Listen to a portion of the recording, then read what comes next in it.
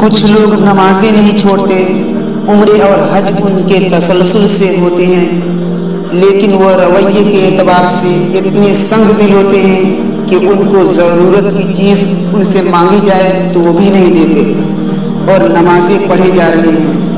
اللہ تعالیٰ فرماتا ہے ان نمازیوں کے لیے خرابی ہے کہ وہ سجدے تو کر رہے ہیں لیکن معاشرتی رویے ان کے اچھے نہیں ہیں، جبکہ اللہ تعالیٰ صرف عبادات نہیں دیکھتا، بندوں کے معاملات بھی دیکھتا ہے۔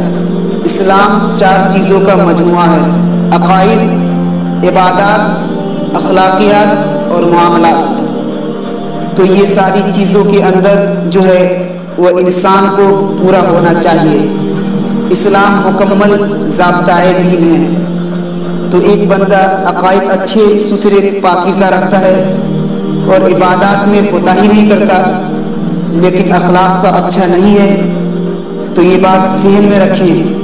قیامت کے دن جب نامۂ اعمال پہ عمل رکھے جائیں گے تو سب سے زیادہ جس عمل کا وزن ہوگا وہ حسن اخلاق کا ہوگا، پلڑے کو جھکا دے گا، اتنا وزن اس کا ہوگا۔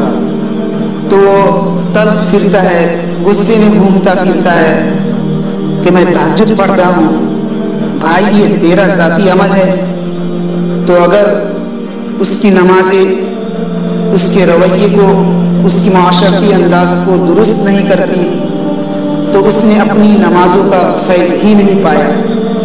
اور اللہ کہتا ہے اس سے تم سمجھو کہ اس کی نمازیں دکھاوے کی ہے، چونکہ نمازیں اس کی زندگی کے اندر، طبیعت کے اندر روشنی پیدا کرتی ہے اور اس کے رویوں کو خوبصورت بنا دیتی ہے۔ لیکن یہ وہ شخص ہے جو نمازیں تو پڑھے جا رہا ہے لیکن اس کے رویے بڑے سخت ہیں اور یہ لوگوں کو مانگنے کی چیزیں عاریتاً بھی نہیں دیتا، جبکہ کسی مجبور کو جو ہے وہ آپ کے پاس صرف ایک روٹی ہے اور تڑپتا ہوا بھوکا آپ دیکھیں گے تو آپ کا حق ہے کہ آدھی کاٹ کے اس کو دے دیں، لیکن تمہارے پاس بہت کچھ ہے اور تم اس کو عاریتاً بھی دینے کے لیے آمادہ نہیں ہو، تو پھر اس کا مطلب واضح اور سیدھا سادہ یہ ہوا کہ تم نماز کے فلسفے سے ہی آگاہ نہیں ہو۔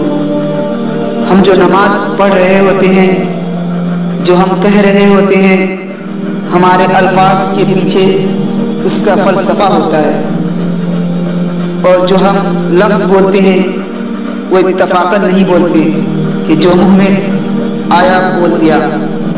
ہر موقع کے جو لفظ ہمیں سکھائے گئے ہیں تو اس کا مقصد ہے۔